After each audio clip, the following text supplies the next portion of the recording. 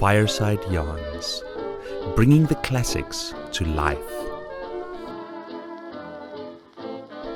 A Study in Scarlet, a Sherlock Holmes novel written by Sir Arthur Conan Doyle and read by Steve Boyce. Part 2, The Country of the Saints. Chapter 4, A Flight for Life. On the morning which followed his interview with the Mormon prophet, John Ferrier went into Salt Lake City, and having found his acquaintance, who was bound for the Nevada mountains, he instructed him with his message to Jefferson Hope. In it he told the young man of the imminent danger which threatened them, and how necessary it was that he should return. Having done thus, he felt easier in his mind, and returned home with a lighter heart. As he approached his farm, he was surprised to see a horse hitched to each of the posts of the gate. Still more surprised was he on entering to find two young men in possession of his sitting room. One with a long, pale face was leaning back in the rocking chair, with his feet cocked up upon the stove. The other, a bull-necked youth with coarse, bloated features, was standing in front of the window with his hands in his pocket, whistling a popular hymn. Both of them nodded to Ferrier as he entered, and the one in the rocking chair commenced the conversation. "Maybe you don't know us," he said. "This here is the son of Elder Drebber, and I'm Joseph Stangerson, who travelled with you in the desert when the Lord stretched out his hand and gathered you into the true fold." "As he will all the nations in his own good time," said the other in a nasal voice. "He grindeth slowly, but exceedingly small." John Ferrier bowed coldly. He had guessed who his visitors were. "We have come," continued Stangerson, "at the advice of our fathers, to solicit the hand of your daughter, for whichever of us may seem good to you and to her. As I have but 4 wives, and Brother Drebber here has 7, it appears to me that my claim is the stronger one." "Nay, nay, Brother Stangerson," cried the other. "The question is not how many wives we have, but how many we can keep. My father has now given over his mills to me, and I am the richer man." "But my prospects are better," said the other warmly. "When the Lord removes my father, I shall have his tanning yard and his leather factory. Then I am your elder, and am higher in the church." "It will be for the maiden to decide," rejoined young Drebber, smirking at his own reflection in the glass. "We will leave it all to her decision." During this dialogue, John Ferrier had stood fuming in the doorway, hardly able to keep his riding whip from the backs of his 2 visitors. "Look here," he said at last, striding up to them. "When my daughter summons you, you can come, but until then I don't want to see your faces again." The 2 young Mormons stared at him in amazement. In their eyes, this competition between them for the maiden's hand was the highest of honors both to her and her father. "There are 2 ways out of the room," cried Ferrier. "There is the door, and there is the window. Which do you care to use?" His brown face looked so savage, and his gaunt hand so threatening, that his visitors sprang to their feet and beat a hurried retreat. The old farmer followed them to the door. "Let me know when you have settled which it is to be," he said sardonically. "You shall smart for this," Stangerson cried, white with rage. "You have defied the prophet and the council of 4. You shall rue it to the end of your days." "The hand of the Lord shall be heavy upon you," cried young Drebber. "He will arise and smite you." "Then I'll start the smiting," exclaimed Ferrier furiously, and would have rushed upstairs for his gun, had not Lucy seized him by the arm and restrained him. Before he could escape from her, the clatter of horses' hooves told him that they were beyond his reach. "The young canting rascals!" he exclaimed, wiping the perspiration from his forehead. "I would sooner see you in your grave, my girl, than the wife of either of them." "And so should I, father," she answered with spirit. "But Jefferson will soon be here." "Yes, it will not be long before he comes. The sooner the better, for we do not know what their next move may be." It was indeed high time that someone capable of giving advice and help should come to the aid of the sturdy old father and his adopted daughter. In the whole history of the settlement, there had never been such a case of rank disobedience to the authority of the elders. If minor errors were punished so sternly, what would be the fate of this arch-rebel? Ferrier knew that his wealth and position would be of no avail to him.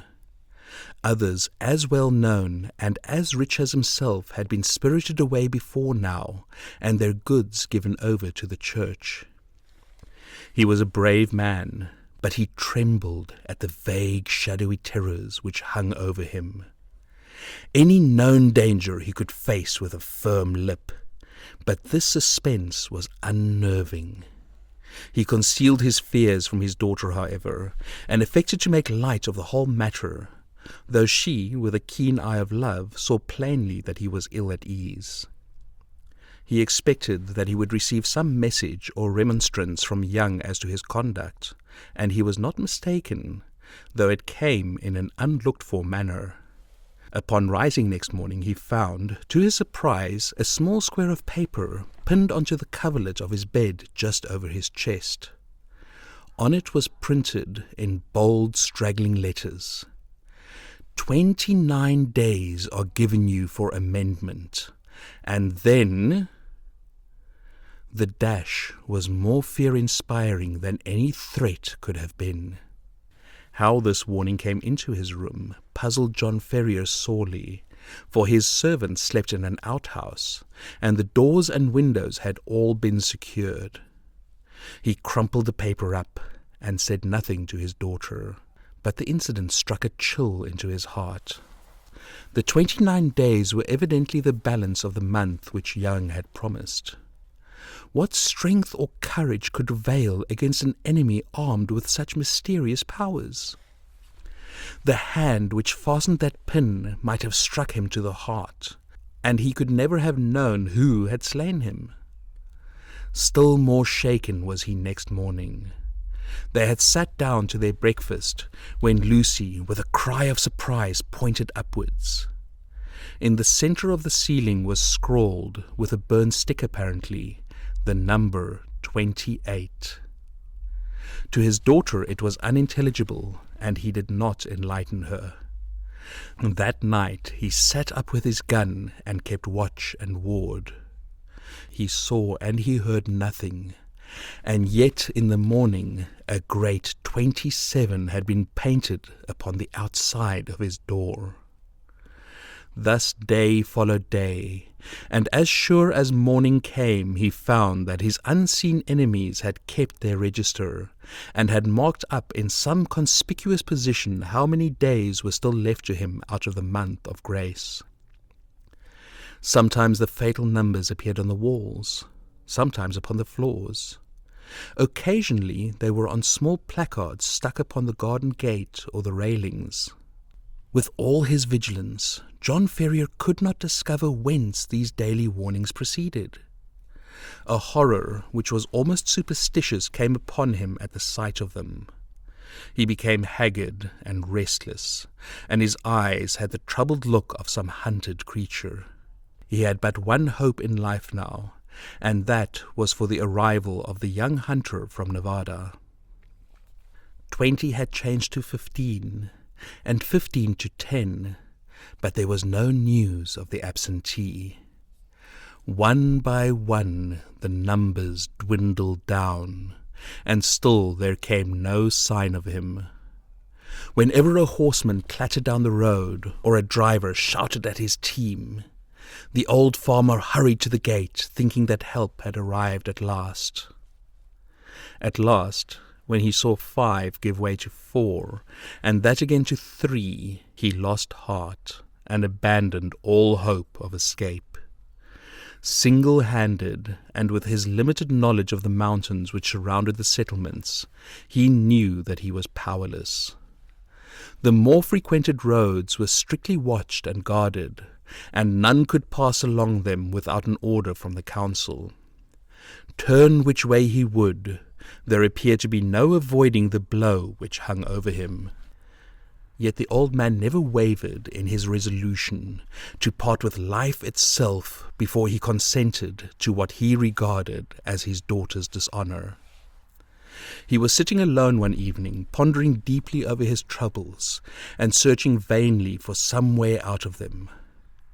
That morning had shown the figure 2 upon the wall of his house, and the next day would be the last of the allotted time. What was to happen then? All manner of vague and terrible fancies filled his imagination. And his daughter? What was to become of her after he was gone? Was there no escape from the invisible network which was drawn all round them? He sank his head upon the table and sobbed at the thought of his own impotence. What was that? In the silence he heard a gentle scratching sound, low but very distinct in the quiet of the night. It came from the door of the house. Ferrier crept into the hall and listened intently. There was a pause for a few moments, and then the low, insidious sound was repeated. Someone was evidently tapping very gently upon one of the panels of the door. Was it some midnight assassin who had come to carry out the murderous orders of the secret tribunal? Or was it some agent who was marking up that the last day of grace had arrived? John Ferrier felt that instant death would be better than the suspense which shook his nerves. John Ferrier felt that instant death would be better than the suspense which shook his nerves and chilled his heart. Springing forward, he drew the bolt and threw the door open. Outside, all was calm and quiet. The night was fine, and the stars were twinkling brightly overhead. The little front garden lay before the farmer's eyes, bounded by the fence and gate, but neither there nor on the road was any human being to be seen.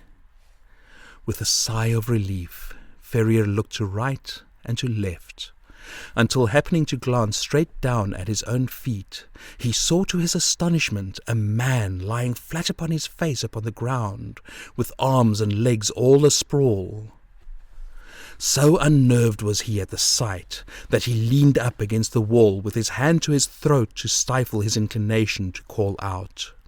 His first thought was that the prostrate figure was that of some wounded or dying man, but as he watched, he saw it writhe along the ground and into the hall with the rapidity and noiselessness of a serpent. Once within the house, the man sprang to his feet, closed the door, and revealed to the astonished farmer the fierce face and resolute expression of Jefferson Hope. "Good God!" gasped John Ferrier. "How you scared me! Whatever made you come in like that?" "Give me food," the other said hoarsely. "I have had no time for bite or sup for 48 hours. He flung himself upon the cold meat and bread, which was still lying upon the table from his host's supper, and devoured it voraciously. "Does Lucy bear up well?" he asked when he had satisfied his hunger. "Yes, she does not know the danger," her father answered. "That is well. The house is watched on every side. That is why I crawled my way up to it. They may be damned sharp, but they're not quite sharp enough to catch a Washoe hunter." John Ferrier felt a different man now that he realized that he had a devoted ally. He seized the young man's leathery hand and wrung it cordially. "You're a man to be proud of," he said. "There are not many who would have come to share our dangers and our troubles." "You've hit it there, Pod," the young hunter answered. I have respect for you, but if you were alone in this business, I'd think twice before I put my head into such a hornet's nest. It's Lucy that brings me here, and before harm comes on her, I guess there will be one less of the Hope family in Utah. What are we to do? Tomorrow is your last day, and unless you act tonight, you are lost. I have a mule and 2 horses waiting in the Eagle Ravine. How much money have you? $2,000 in gold and 5 in notes. That will do. I have as much more to add to it. We must push for Carson City through the mountains. You had best wake Lucy. It is as well that the servants do not sleep in the house.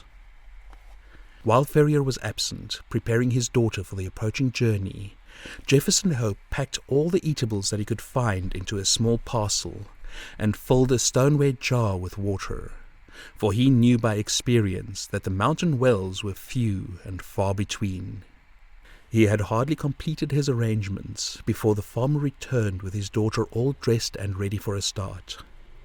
The greeting between the lovers was warm but brief, for minutes were precious, and there was much to be done. "We must make our start at once," said Jefferson Hope, speaking with a low but resolute voice, like one who realizes the greatness of the peril, but has steeled his heart to meet it. "The front and back entrances are watched, but with caution we may get away through the side window and across the fields. Once on the road, we are only 2 miles from the ravine where the horses are waiting. By daybreak we should be halfway through the mountains." "What if we are stopped?" asked Ferrier. Hope slapped the revolver butt, which protruded from the front of his tunic. "If there are too many of us, we shall take 2 or 3 of them with us," he said with a sinister smile. The lights inside the house had all been extinguished, and from the darkened window Ferrier peered through the fields which had been his own, and which he was now about to abandon forever. He had long nerved himself to the sacrifice, however, and the thought of the honor and happiness of his daughter outweighed any regret at his ruined fortunes. All looked so peaceful and happy, the rustling trees and the broad silent stretch of grain land, that it was difficult to realize that the spirit of murder lurked through it all. Yet the white face and set expression of the young hunter showed that in his approach to the house he had seen enough to satisfy him upon that head. Ferrier carried the bag of gold and notes. Jefferson Hope had the scanty provisions and water, while Lucy had a small bundle containing a few of her more valued possessions. Opening the window very slowly and carefully, they waited until a dark cloud had somewhat obscured the night, and then one by one passed through into the little garden.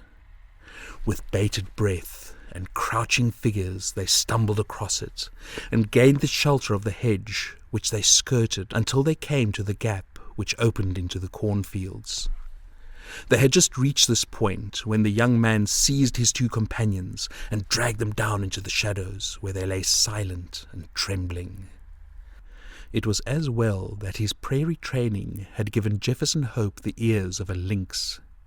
He and his friends had hardly crouched down before the melancholy hooting of a mountain owl was heard within a few yards of them, which was immediately answered by another hoot at a small distance. At the same moment, a vague, shadowy figure emerged from the gap for which they had been making, and uttered the plaintive signal cry again, on which a second man appeared out of the obscurity. "Tomorrow at midnight," said the first, who appeared to be an authority, "when the whippoorwill calls 3 times. "It is well," returned the other. "Shall I tell Brother Draper?" "Pass it on to him, and from him to the others. 9 to 7. 7 to 5, repeated the other, and the 2 figures flitted away in different directions. Their concluding words had evidently been some form of sign and countersign. The instant that their footsteps had died away in the silence, Jefferson Hope sprang to his feet, and helping his companions through the gap, led the way across the fields at the top of his speed, supporting and half carrying the girl when her strength appeared to fail her. "Hurry on, he gasped from time to time. "We are through the line of sentinels. Everything depends on speed. Hurry on." Once on the high road, they made rapid progress. Only once did they meet anyone, and then they managed to slip into a field and so avoid recognition. Before reaching the town, the hunter branched away into a rugged and narrow footpath which led to the mountains. 2 dark, jagged peaks loomed above them through the darkness, and the defile which led between them was the Eagle Canyon in which the horses were awaiting them. With unerring instinct, Jefferson Hope picked his way among the great boulders and along the bed of a dried-up watercourse until he came to the retired corner, screened with rocks, where the faithful animals had been picketed. The girl was placed upon the mule, and old Ferrier upon one of the horses, with his money bag, while Jefferson Hope led the other along the precipitous and dangerous path. It was a bewildering route for anyone who was not accustomed to face nature in her wildest moods. On the one side, a great crag towered up 1,000 feet or more, black, stern, and menacing, with long basaltic columns along its rugged surface like the ribs of some petrified monster. On the other side, a wild chaos of boulders and debris made all advance impossible. Between the two ran the irregular track, so narrow in places that they had to travel in Indian file, and so rough that only practiced riders could have traversed it at all. Yet, in spite of all dangers and difficulties, the hearts of the fugitives were light within them, for every step increased the distance between them and the terrible despotism from which they were flying. They soon had a proof, however, that they were still within the jurisdiction of the saints. They had reached the very wildest and most desolate portion of the pass when the girl gave a startled cry and pointed upwards. On a rock which overlooked the track, showing out dark and plain against the sky, there stood a solitary sentinel. He saw them as soon as they perceived him, and his military challenge of "Who goes there?" rang through the silent ravine. "Travellers for Nevada," said Jefferson Hope, with his hand upon the rifle which hung by his saddle. They could see the lonely watcher fingering his gun and peering down at them, as if dissatisfied at their reply. "By whose permission?" he asked. "The Holy Four," answered Ferrier. His Mormon experiences had taught him that that was the highest authority to which he could refer. "9 from 7, cried the sentinel. 7 from 5, returned Jefferson Hope promptly, remembering the countersign which he had heard in the garden. "Pass, and the Lord go with you," said the voice from above. Beyond his post the path broadened out, and the horses were able to break into a trot. Looking back, they could see the solitary watcher leaning upon his gun, and knew that they had passed the outlying post of the chosen people, and that freedom lay before them.